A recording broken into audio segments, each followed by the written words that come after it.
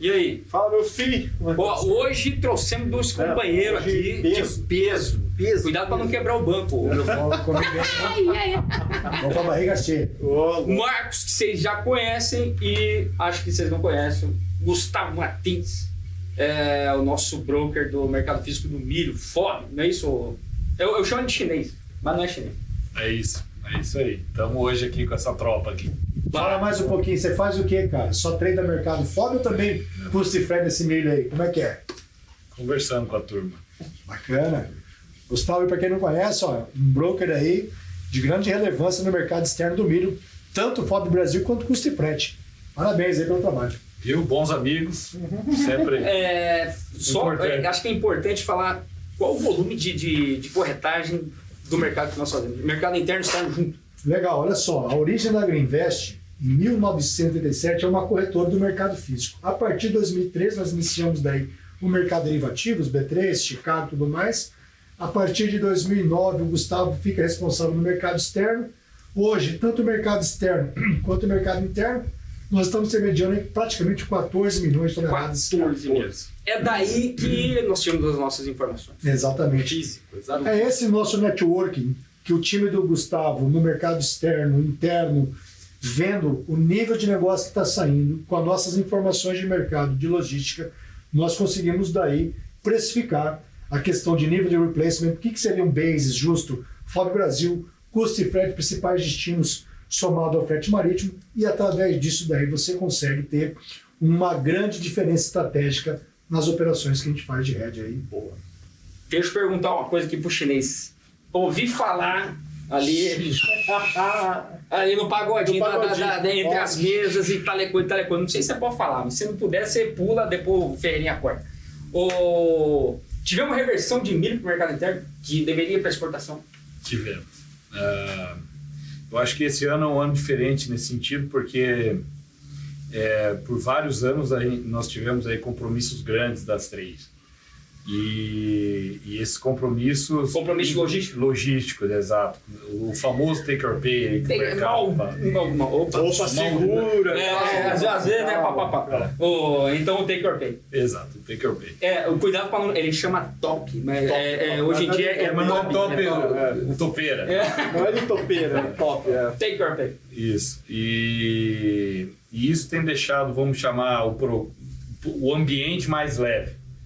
Então, as trades hoje precisam de um spread, no caso, uma diferença menor entre o mercado FOB e o mercado interno, para que eles possam reverter essa... Quer dizer, o milho, custo, né, de originação dele precisa ficar menor do que o preço que ele está vendendo no FOB. No FOB, isso. Então, hoje é um ambiente assim que é um ambiente mais leve, onde permite a trading estar fazendo essa reversão e por um valor menor, por um spread menor do que tem sido nos últimos anos aí, pelo menos 3, 4 anos. Que volume você diria aqui? Não, é difícil.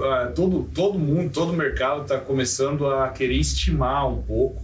O que a gente pode dizer o que fica mais sensível, que tem a liquidez no mercado FOB, no caso estivado no mercado nos portos, estão muito menores, né? Isso aí leva a crer que realmente grande parte dos longs das empresas ela tem revertido aquilo que é possível, porque nem todas as trades podem reverter, né? Tem isso aí, né? E além dos compromissos, mas assim, eu diria assim, uma questão de estrutura, de faturamento e tal. É uma questão de direção. Remodelar o terminal, essa coisa toda. É uma direção da empresa. Então, nem todas participam desse mercado.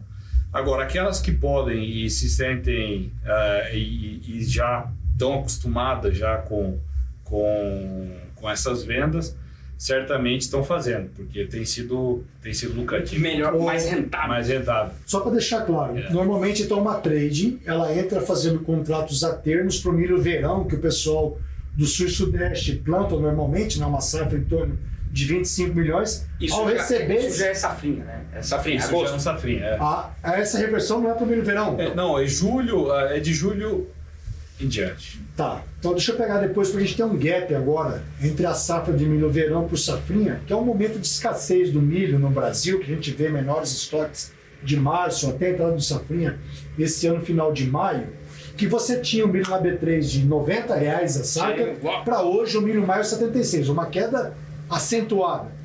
Ô Gustavo, então normalmente é o seguinte, uma trade ela faz um contrato a termo com o produtor rural, visando exportar esse milho, mas que porventura o preço do mercado interno está melhor do que o mercado externo, ao invés de exportar, ela revende esse milho para o mercado interno. Isso é a reversão que está falando? Essa é a reversão. Bacana. Agora, entendido. Então, mais para o milho safrinha. Esse era o ponto que eu quero me perguntar, porque é o seguinte. No Brasil, lembrando, nós temos 3 safras, né? Safra verão, em torno de 25 milhões. O safrinha, desafiador em 2025, ao redor de seus 97 milhões aí, alguns 102. E a terceira safra do cereal, em torno de 13 milhões de toneladas. A gente sabe hoje, 80% do que o Brasil produz de milho é o milho safrinha. Será que agora, pergunta de milhão, ou milhões, será que agora, com toda essa queda desse milho maio B3, João, R$76, não está essa queda de mais acentuada em função dessa escassez de cereal no mercado interno? Esse é o ponto, e até o Ferreira pode colocar na tela aí, ó. A gente tem a curva de sazonalidade. Pegando tudo isso que você falou, safra verão, safra terceira safra, safrinha, você tem uma curva de sazonalidade onde sempre a gente tem entre safra de março e a gente vê o comportamento do milho caindo, junho, julho, setembro. Em março, normalmente, exatamente, né? porque é justamente a ponte que a gente tem entre a entrada do milho verão e a safrinha do ano passado, que você tem entrado. Então, março normalmente é o pico de preço. E a gente viu o comportamento do milho março batendo R$90, o maio pegou isso. E essa reversão de lotes que o Gustavo estava falando fez esse comportamento aqui, ó. Eu estou passando o mouse, Marcos Ferreira, se você conseguir ver, Marcos Araújo, Gustavo e Eduardo estão vendo aqui, ó. Esse milho maio, há um mês atrás, ele estava 82. Hoje, 76. Então você vê, ele chegou a trabalhar perto dos 90. Né? Então você vê um comportamento de queda bem acentuado, pegando essa reversão de mercado doméstico também. Mas o Exalc está caindo também. O Exalc está caindo, você vê Já estamos com 84. Embora o Gustavo tenha falado, né, mais no comportamento do safrinha, essa reversão, você vê o mercado também realizando a B3 em cima disso, o comportamento do produtor já mudou um pouco, a nossa mesa lá, como o Marcos falou, faz 14 milhões de toneladas, pessoal do MS, São Paulo, Minas Gerais, Paraná vendendo para São Paulo, você viu os estados abastecendo um pouco e o mercado de São Paulo, que é a base de referência de preço do Brasil, o Exalc. 8482. Ele está em 8482. Agora, o safrinha de São Paulo tá ruim. Tá ruim. O norte do Paraná também. Tá ruim. Você pega sul da MS, né? Sul de Minas Gerais, São Paulo e norte do Paraná, tem um bolsão ali. MS tá ruim também, pessoal. Tá Sim, não sei não, irmão. Se milho maio é a 76, lá pro... Vai lá, daqui um mês, que vai chegar pertinho do vencimento. É algo que a gente sempre bate na consultoria, né, Eduardo? O clima de abril ele vai ser definidor agora, como vai ser esse comportamento do milho. Mas veja, quando você fala de maio e junho, comecinho de junho, você está falando do milho disponível. Uhum. Sim. Tem aí esse primeiro milho maio, mas assim, esse ano é um ano... Atrasou o plantio do safrinha. Teve tudo isso, ele é relativamente duvidoso, questão de disponibilidade. Você querer precificar, trazer toda a curva, aí parece meio exagerado. Oportunidades que se abrem. Mas você já vê bem, e você está falando aí, você vê bem assim, ó, já o vencimento maio B3 76, o julho vem no safrinha já 71, você já tem uma diferença de R$5. Só que o vencimento maio a 76 em relação ao Exalc, que hoje é 84,80, pô, é uma diferença muito grande, né? Não, mas assim, ele demanda um milho disponível. Esse milho tem que vir para o mercado. Uma coisa é o movimento da Bolsa antecipando uma eventual vinda desse milho. Esse é o ponto, você está exagerado, será que a Bolsa não esticou demais aí, essa expectativa? Tem que aparecer esse milho, porque... Vou falar para vocês, esse milho maio é o mais barato do Brasil hoje, tá bom? É o base mais barato. Agora vamos dar aqui. Sabe o que é aquilo aqui? Rapaz, isso aqui faz que eu quero ver essa bola. Isso aí se espanta, guri. O Marcos foi educado com isso aqui, rapaz, você vê, menino comportado que ele é hoje, tal coisa. Tomou isso aqui no lombo, várias vezes. Isso aqui é dele. Rabo tatu. Isso aqui, rapaz, isso aqui é uma guasca. Guasca, é uma guasca. Minha mulher passou. O Trump deu uma guasca em todo mundo Nossa, essa semana que foi, amigo. Apanhamos mais que vaca na horta. Mais que vaca na horta. Tá aí. Olha lá a soja. Tá mostrando na tela aí, maluco? Ó, primeiro gráfico aqui, ó. Soja. É o gráfico diário da soja. Gráfico diário. Hoje 34. Vocês não falam de coisa boa, não? O milho subiu, ó. Milho de Chicago subiu, fechou com 3. Ó, que tal? Trigo 6 de queda. Farelo, 4 dólares. Óleo, 1 centavo e 34. Milho maio B3 caindo, não fechou ainda. 55 centavos. Algodão. Algodão, mano. Vem cá, não faz Fala pra nós, algodão só. O que foi a pior da semana? Petróleo, 7%. O Acho que é o petróleo. Hoje o petróleo 7%. E o realzão perdendo 3,5%. Pô, vai ser barato da com a bombona de gasosa? Ah, Kombi vai. Agradecemos. Petrobras, Baixa aí. Vai dar pra descer pra BC ou não? A questão é o câmbio, né? Bateu 5,81. Vamos pegar esse pagodinho aí do dois tempos agora? do petróleo, pô. Você imagina ele com. Agora, né? Imagina com 60. Você é daqui 2 anos. O cara é DJ. É remix, vai. Então vamos falar do petróleo. Hoje eu tava vendo. O que impacta nessa parada pra nós aqui? A PPI, paridade de importação, lá no site da. Como é que chama? Da Bicom. A Bicom. Mas só confere, né? O petróleo, no caso, é o Brent, né? Da Petrobras ou não? Não é isso, João? Você tá com o WTI ou qualquer outro? Não, é do WTI. É do WTI. O seguinte, lá na Bicom tá lá ontem, não hoje. Hoje vai estar ainda. Hoje não É que o dólar estupou, né? Ó, dia 4. Só pra deixar claro, peraí. O petróleo tá ganhando 7% e o dólar hoje tá subindo quanto, João? 4? Tá 4, 3,5 agora. Caraca. Ó, ontem, se liga só. Ontem tava diesel e baixa e gasolina. Quando tá acima ali, paridade de importação mais cara do que o preço interno. Essa diferença já foi muito maior. Já. Tá bom? O que pode acontecer? Petróleo se cair demais, sei lá, de repente o câmbio para de subir. Então, o risco é a gasolina também ser ajustada para baixo. Ajudaria na inflação, tá bom? Bomba pro etanol seria um perigão. Mas vamos lá, essa questão do petróleo, até pegando esse gancho, não é nem só as tarifas do Trump, que claro, a China retalhou aí agora, a China é o maior consumidor global. Mas você viu a OPEP? Aumentou a produção ontem. Mas já estava prometido. Acelerou a produção de ontem para hoje. OPEP mais aumentou a produção. Deixa eu jogar uma lenha nessa fogueira aí. Ô Gustavo, nós tivemos essa semana aí o Trump fazendo os tarifaços aí, colocando lenha na fogueira. Eduardo, João e Gustavo, vamos lá. Se a China retaliando anunciou agora também a tributação aí das importações para o norte-americano. A exemplo da guerra comercial 1.0 em 2018, se a China deixar de importar as commodities agrícolas dos Estados Unidos, lembra que no milho ela se tornou o maior importador mundial, chegou a importar mais de 25 milhões. Agora, esse ano, a China está importando apenas 8 milhões. Eles adotaram agora o plantio e consumo de milho GMO. A produtividade do milho chinês, a média, de 6.500 quilos, pode aumentar para 8.500 quilos. Vamos bater na madeira, o que seria autossustentável. É uma bomba para nós aqui, que somos exportadores de milho. Mas, Eduardo, você que está focado nessa análise de biocombustível, se a China concentrar suas importações de soja para o Brasil, junto com a União Europeia, o Brasil teria soja suficiente para atender essa demanda, diminuindo uma exportação americana? Será que o governo da esquerda aí, querendo visar um controle inflacionário, um controle do mercado, poderia fazer uma cota de exportação de soja? Tomara que não, maluco.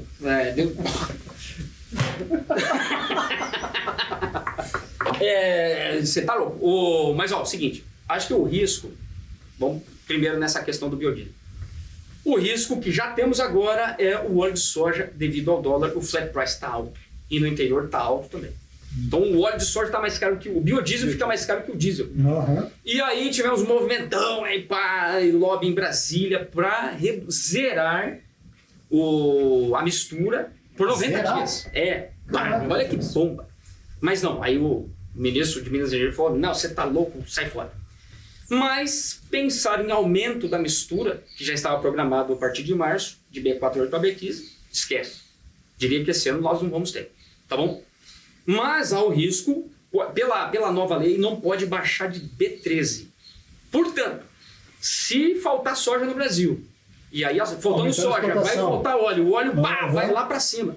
Inflação Podemos combustível. ter o governo reduzindo a mistura de atual B14 para B13. Como aconteceu no outro governo do Bolsonaro, No Bolsonaro, B11 para naquela B10. época, o Era B11 para B10. mínimo, assim, que a canela total era B10. B10. E hoje a mínima é B13, é isso? B13. Entendi. No pagodinho. Mas 3% a mais já dá uma sustentação também. Ou seja, se o Isso Brasil... pode acontecer. Olha só. Isso pode acontecer. Agora, a soja, vamos lá.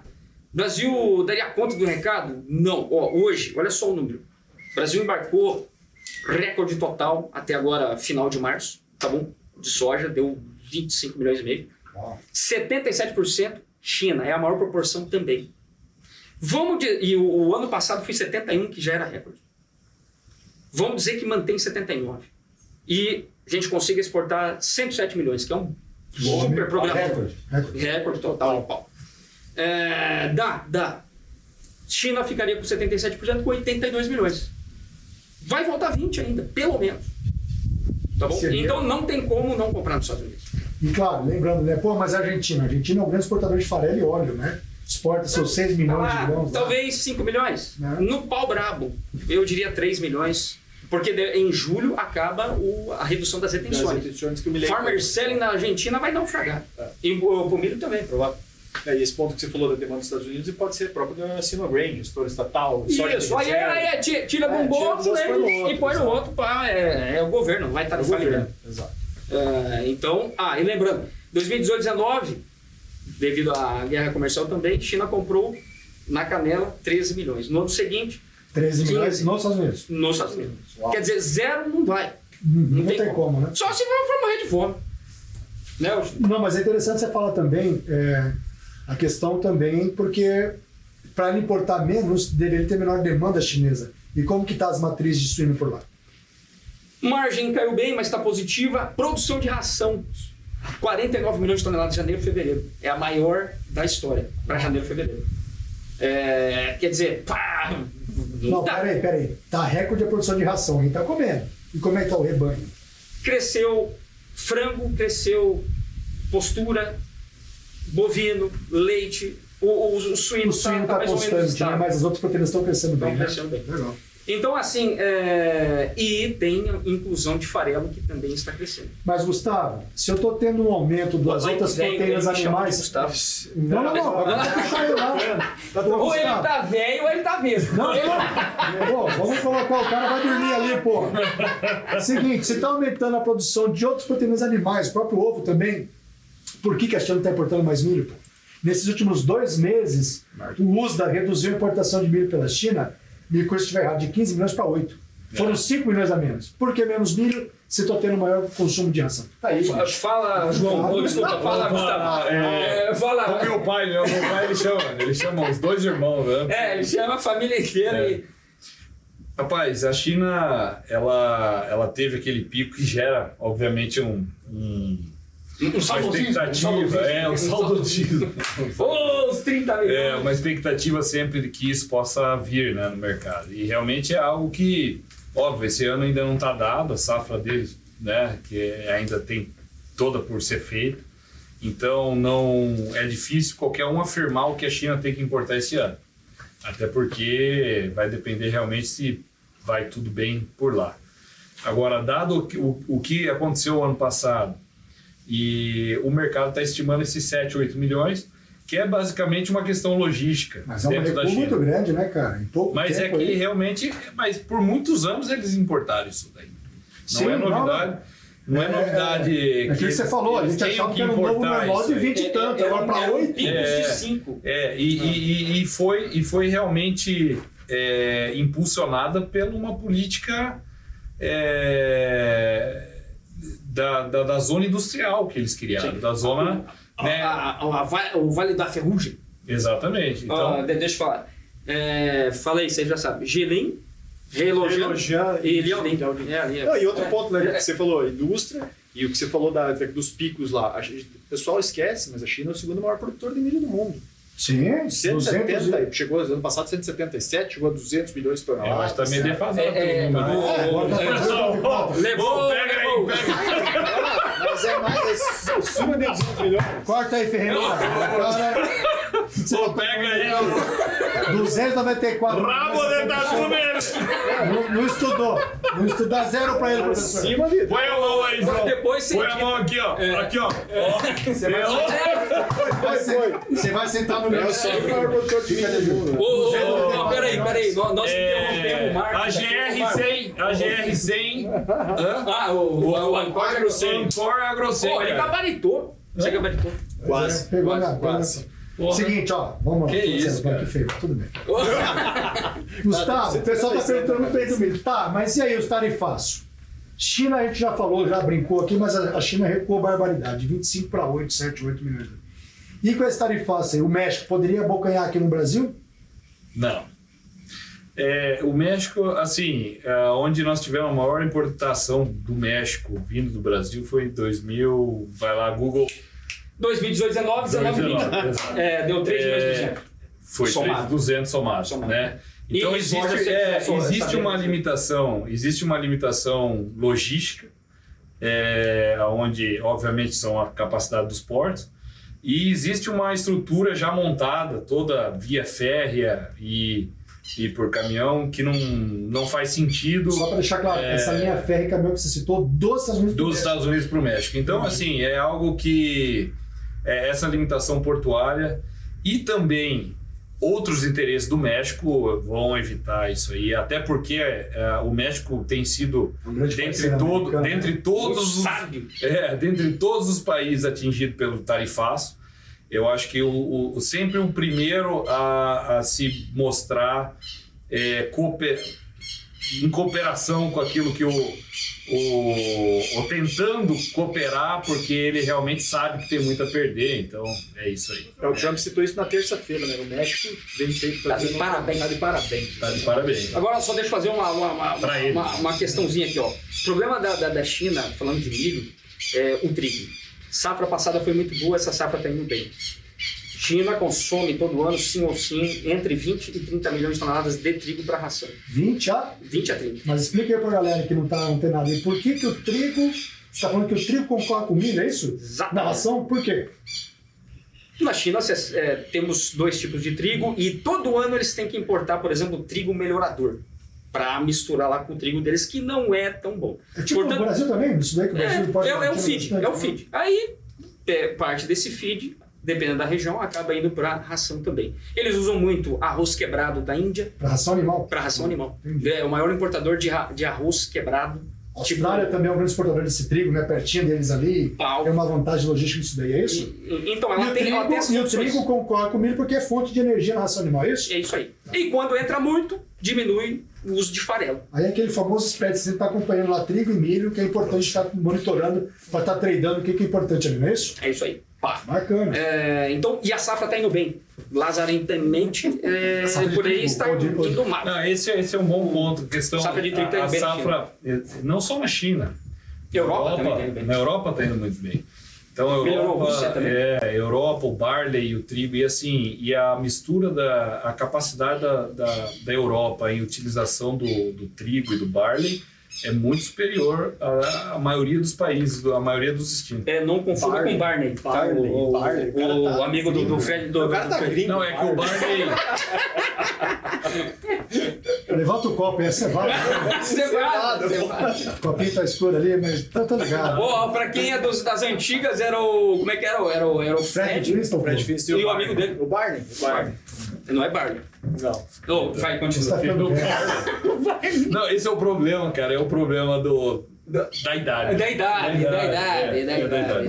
Mas tem bastante, vai ter bastante cereal. Vai ter bastante cereal. Não, e assim, na verdade, porque hoje você se perguntaria, com esse problema todo da tarifa, que já está aí, né, sendo negociado, por que, cara, que a Europa não está comprando do Brasil? Porque ele não compra da Argentina milho. E ele importa dos Estados Unidos 2,5 milhões, mais ou menos. Ou seja, por que ele deveria estar começando a ficar preocupado, já que o preço no Black Sea do milho está bem elevado, está bem alto.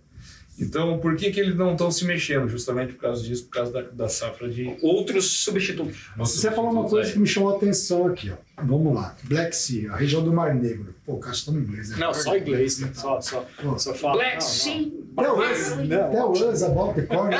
Pô, como é que ele fala só inglês, né? Fala um pouquinho aí, cara. E estamos em 2025, início da temporada de plantio no hemisfério norte da safra 25. E a Ucrânia nisso daí, que é um grande player de milho, você está falando. Como é que fica? Mas peraí, ele tá ficando vesgo, ele vai falando com você, ele vai virando tá lá, ó. Você viu? Não, lá... Bom, Tchau, Butuca aqui, pô. Não, nós temos aí os preços estão bem elevados. As informações que a gente tem não tem nenhuma perspectiva assim de um aumento muito grande da safra. Então, todos os exportadores lá, eles estão realmente restringindo. Você não vê nenhum movimento nesse momento de antecipação, até porque a safra também não está dada. Estamos no começo, né? Está tudo no começo, então é assim, neste momento, o preço que mostra realmente como está a situação, eu diria assim que está todo mundo... está todo mundo com cautela suficiente para não tomar nenhuma... Deixa eu fazer um fechamento. Deixa eu só fazer um fechamento do milho aqui, e depois eu queria só falar um fechamento da soja também, a gente falou da soja. O milho, então, é o seguinte, expectativa para 2025. Os Estados Unidos plantar mais milho que soja, de acordo com o USDA, um potencial produtivo, falta combinado com São Pedro, de 401 milhões de toneladas de milho, que seria recorde. 394 foi a safra recorde em 2000 e... 389. 389. Bate nele também. 389. Opa, põe a mão aqui. Vamos lá. A safra recorde está em todos os Estados Unidos, 389. Não, aqui não pode errar. Errou o pau, vai tomar. Não, isso aqui é igual o seguinte, você falar com o engenheiro, falar, errei um metro. Agora caiu o prédio. Caiu a casa, que é isso, cara? 389. Todo mundo aqui, vamos lá. Então é o seguinte, ó, milho, 401 milhões de potencial produtivo nos Estados Unidos, 294, 296 China, tem Mar Negro também, Brasil a se confirmar. O tanto é que seria um movimento dos fundos. Reduziu quanto a posição comprada no milho? Já se anteciparam mesmo antes do plantio, né? Chegaram a 300 e cacetada, foram entre a posição vendida e a comprada, 660 mil contratos. De reversão? Que foi em agosto do ano passado, foi a mínima. Meu Deus. E aí, até um mês e meio atrás... Falando do milho, visão internacional. Comprado. Do Brasil nós falamos ainda que tem uma escassez de milho até maio. Uma escassez que dá pra gente ter. Mas falando do mercado internacional, o melhor do milho já foi em 2025? Com certeza. Bushel? Vixe. $1 por tonelada flat price, mercado internacional, bushel. Bom, mas assim, aí eu te faço uma pergunta. Você tá aí, são todas coisas que a gente está... Eu acho que parte da precificação está incluindo uma possível tarifa sobre os navios também. Isso é outra bucha. Então, tem algumas coisas aí que o mercado está considerando como cenário nesse momento, que ainda são passíveis de alterações, né? Você quer dizer que a nhaca toda a gente já conhece. Aumento de área, possível tarifa sobre os navios. Os navios ainda estão um pouco cinza, porque a gente não sabe se vai começar realmente em novembro, se vai... Ainda faltam detalhes, né? A gente sabe que vai ter, mas faltam detalhes. Mas são alguns fatores que podem ainda impactar, mesmo em Chicago, não? Olha, até o gráfico, o Ferreira pode colocar pra gente, o gráfico dos fundos, como eles saíram posição de 350 e poucos mil lá em cima. Comprados, net comprados, né? Quando ele pega... E olha essa reversão aqui, ó. Pá. Isso aí. Lá em agosto para 660 mil contratos. Motivo dessa reversão lá de baixo para cima. Brasil, cara, eu acho que é isso aí que faria o Chicago talvez não cair tanto, ou cair, mas depois voltar. Tá, outro ponto aí. Ou quebrar a safrinha. Isso é um ponto. Exato. Nós estamos falando de Chicago. Estamos em abril, né? O clima no Brasil para abril. E Estados Unidos também. Mas você melhorou meio já o mapa de seca, lembra? Não, os Estados Unidos não. Tá tudo muito bem, mas também não está dado ainda. Então é assim. Então é assim, Chicago, nós estamos falando de Chicago. Eu acho que Chicago ainda tem assim possíveis influências. Certo? Especulações. Temos alta sazonal para frente. Agora, o ponto. O ano passado, uma área menor, tá? Que era 90,6 milhões de acres. Lembrando que ano passado teve aumento de soja e redução de leite. Pá! Aí chegou por volta ali do dia 20 de maio, terminou o plantio, ou quase tinha terminado, foi um plantio rápido. E aí, amigo, o contrato de dezembro saiu lá dos 4,45, onde está mais ou menos hoje. E foi bater 3,83 em agosto. Olha que é dona. Voltou a subir com a reversão dos fundos, porque o Brasil daí ficou muito caro e o programinha de exportação. E o USDA é um baixista de carteirinha. Esse aqui é o gráfico do contínuo, né? Isso aqui que você está falando, né? De maio, lá em agosto fez esse É que o USDA, cara, ele ainda tem delay, cara. Ele não fez curso, ele não fez curso. Ele não fez curso. Ele não passou no Ancor de AgroSem. O mercado ele é mais rápido que o USDA. Então, aí fica essa sensação assim de burrice. Mas a verdade eles estão... Sabe por quê? Ó, vamos lá. Setembro do ano passado. Estimativa... Quero. Valeu. Eu quero. Pô, tá claro, cara. Não. Não, mas ninguém gosta de quero. Ninguém gosta. Vai, quero ver. Você vai quero. Não sabe o que quero? Ele tá com a buzina no caminhão. Mas fomos buscar lá na Faria Limer, lá no pagode. Os caras não sabem. É a baleia da Faria Limer. Dá um meio. Onde que eu tava? Do setembro do ano passado. Então assim, no setembro do ano passado, no ASD do setembro do ano passado, o USDA veio para a temporada passada, 23, 24. Ele estimava consumo doméstico brasileiro de milho, 80 milhões e meio, safra passada, e 82,5 para essa que estamos agora. Aí ele foi vendo assim, nossa, acho que eu não fiz o curso lá da Agrimed, Paulo. Não tô vendo etanol. Hoje já tá 88. Não tô vendo etanol. Né? E tá errado ainda. É mais de 90, tá bom? Olha a secura de milho que tem aí, violentíssimo.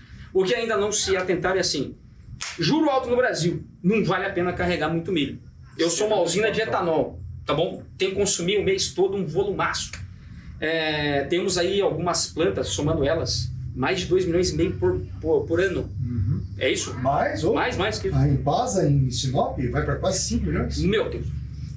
Quer dizer, as usinas têm que comprar milho, compram tanto de milho para entrega ali durante a safrinha. No safrinha no Centro-Oeste, né? Só que não pode comprar tudo. Tem que virar o ano todo, né? E aí tem que continuar comprando em outubro, novembro, no spot. Rapaz, o ano passado, Primavera do Leste, por volta ali de setembro, 50, 51 reais. Ficou assim. De repente, em novembro, 53. Novembro, 57. 60 ninguém segurou mais. Fizeram agora. Esse dia eu conversei com o Gustavo, uma indústria em Primavera do Leste, pagando o preço do milho R$ 74 recentemente, lembra? Que não estava tendo 80 para Jurema. Aí no spot ainda. No spot. Mas olha só. Então, nós estamos falando aqui o seguinte do milho, para o pessoal que está acompanhando a gente entender o nosso racional. Aparentemente, se nós tivermos um clima normal, a gente sabe que a grande safra do milho a nível global é o hemisfério norte, que acontece no segundo semestre. Aparentemente, nós devemos ter melhores preços do milho no Brasil, primeiro semestre e segundo semestre, uma pressão de baixa, é isso? E aí, provavelmente depois, aqui você está falando janeiro, fevereiro, ano que vem, e quando a gente pega o quadro de oferta e demanda do milho para 25, 26 no Brasil, vai repetir o cenário de escassez de fevereiro a maio de 2026, escassez de milho aqui no Brasil. Mas assim, a gente tem que, eu acho que aí a gente tem que falar um pouquinho da soja. É isso que eu queria só botar um gancho para vamos concluir o milho, assim, eu acho que a soja. Não, mas essa transição da soja para o milho, ela tá muito, esse é um ano diferente. Então, ele é um ano onde a China tem um comportamento distinto, principalmente agora aí. Ela tem ficado, vamos chamar, até ausente de uma certa maneira no mercado, pela margem e tudo. E há uma expectativa de retorno da China nesse sentido, pelos exportadores, para junho e julho. E quem sabe entrando para agosto, principalmente com essa guerra tarifária, colocar isso aí, volta a colocar um pouco mais de lenha aí nesse. Você está falando da China continuar comprando soja no Brasil de agosto em diante? Bem possível, não? Com a guerra comercial. Certo. E aí, só para deixar claro, pessoal, essa exportação maior de soja de agosto em diante concorreria com o programa de exportação de milho? Logisticamente, sim. Né? Então, qual que é o ponto? O milho, nesse momento, ele tem que ganhar o espaço dele na exportação. no Brasil, né? Até porque nós temos aí concorrentes como a Argentina, o próprio Estados Unidos, apesar das quedas de Chicago, os prêmios não têm variado muito.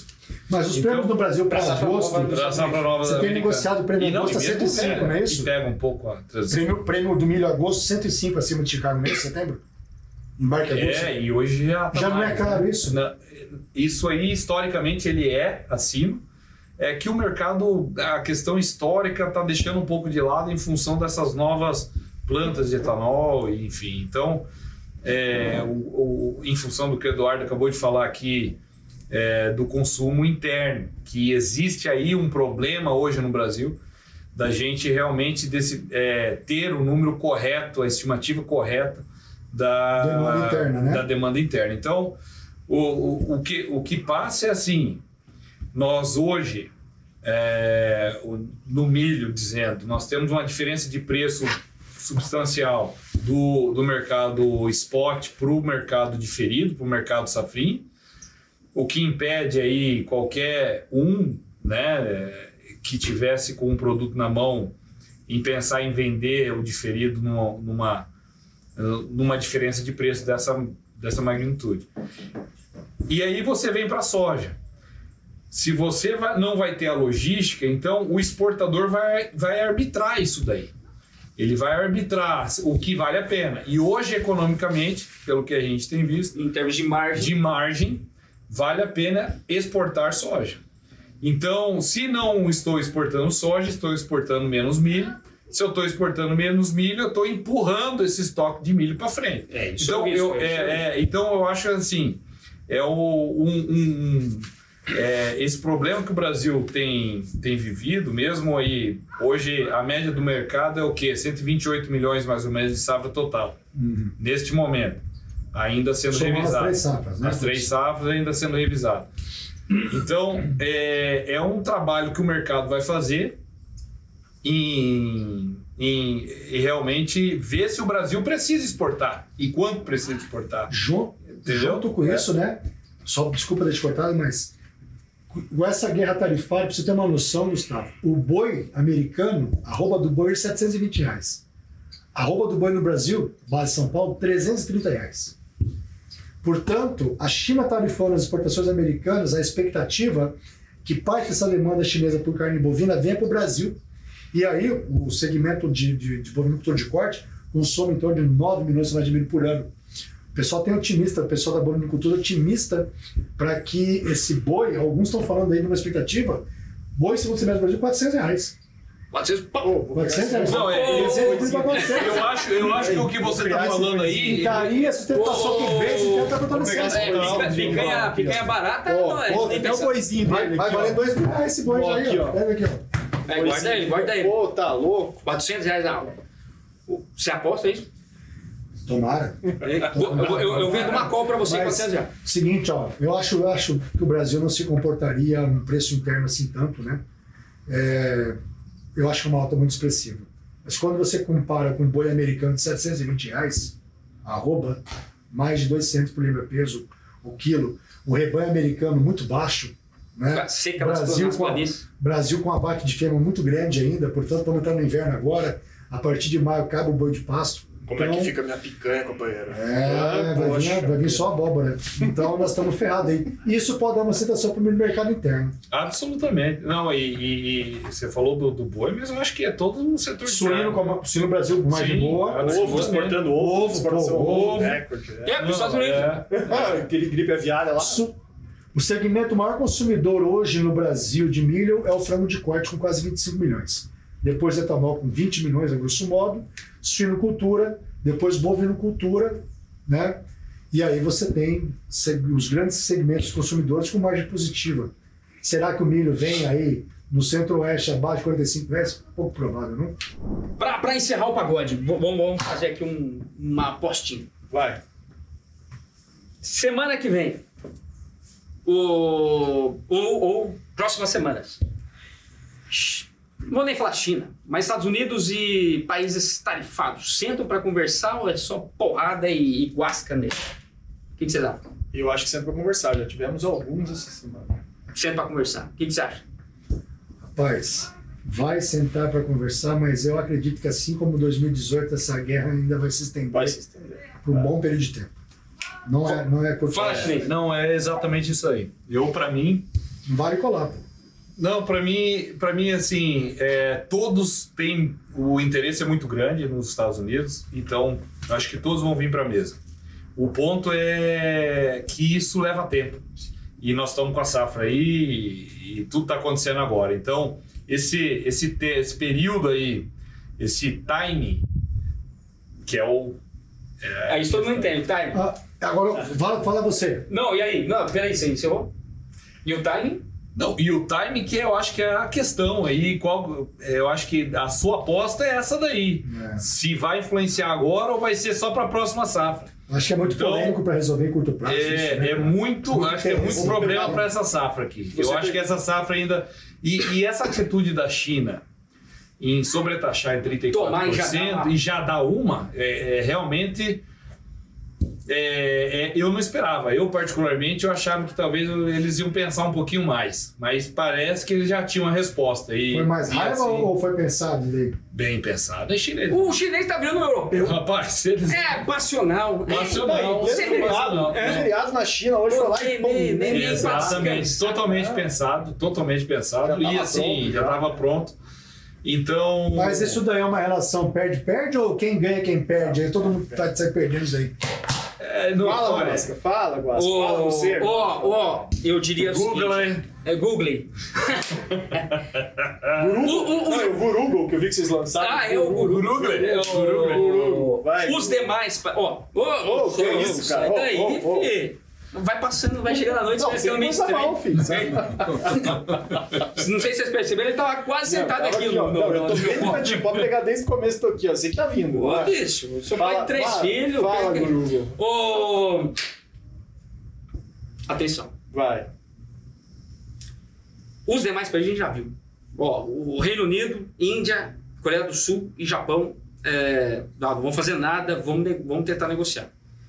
O Japão foi dramático, falou assim, nossa, crise nacional, bancos vão quebrar. Isso falando do próprio país, tá bom? Agora vamos falar de China, que é o que importa. Tem 3 saídas. E aí eu diria que tem um pontinho aqui que a gente tem que ficar de olho.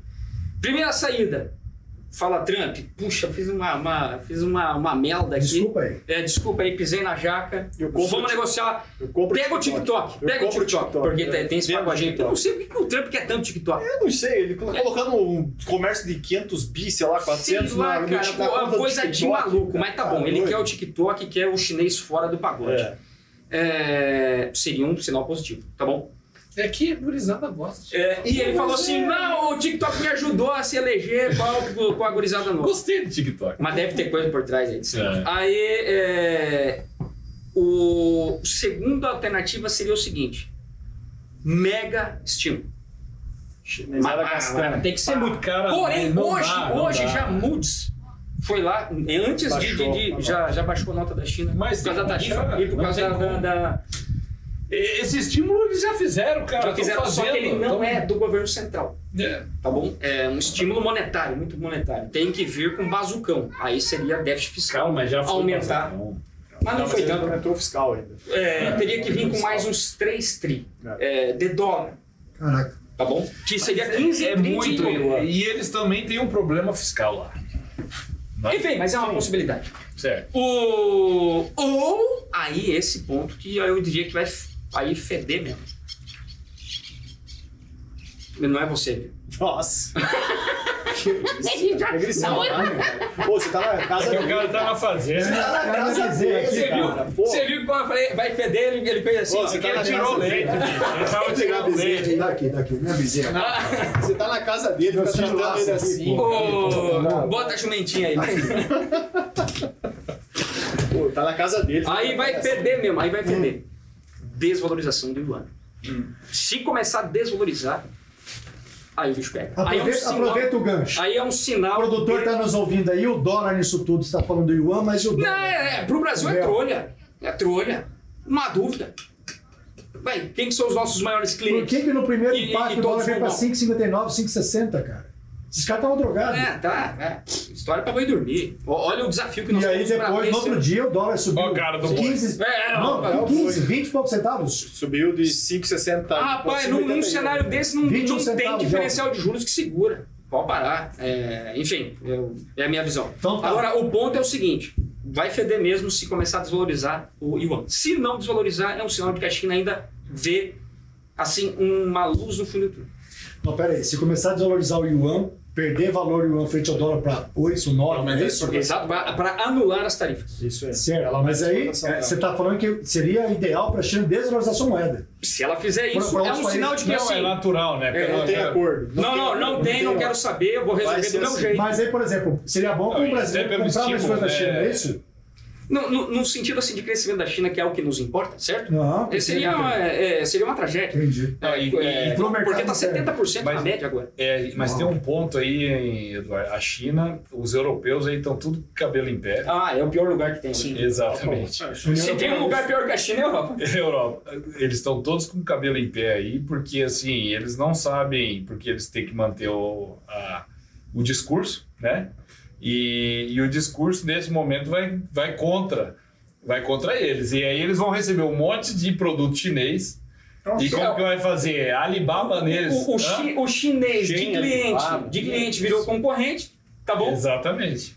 Pro mercado americano tem toda essa coisa das tarifas. BYD. E vai receber um container. Eu queria comprar um terreno lá nos portos europeus para deixar lá os containers em estadia. Vai encher lá de estoque. Seguinte, só para quem e tem que gastar com a guerra. Só para quem está nos ouvindo aqui, ó. Tem que aumentar o orçamento. Só um pouquinho. Então, a expectativa é a seguinte: o real frente ao dólar. Provavelmente, esses valores de 5,60 é a oportunidade de compra. Sim. O dólar tende a ganhar frente ao real. Ainda com problemas fiscais no Brasil e a Previdência no horizonte para 2028, um rombo gigante. É isso? Ano que vem, eleição. E ano que vem, eleição. Mas enfim, se a China for mal, sempre é ruim. E, vamos lá, calma lá. Volta pra terra aí, Genival. Agora, calma lá. Não, mas espera aí, pô, o produtor está nos ouvindo. Nós temos visto aí, o Gerson tem falado bastante, aumento dos insumos, fertilizantes e tudo mais, químicos.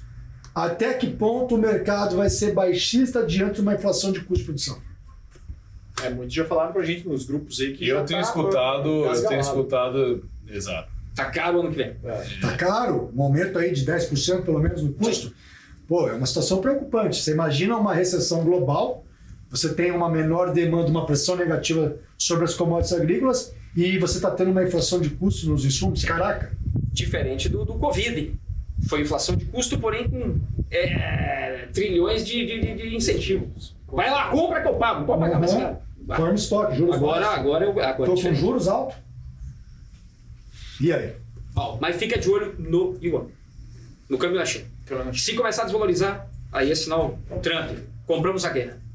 Aí lascou. Tá fechado hoje, mas vamos por aí. Não tá.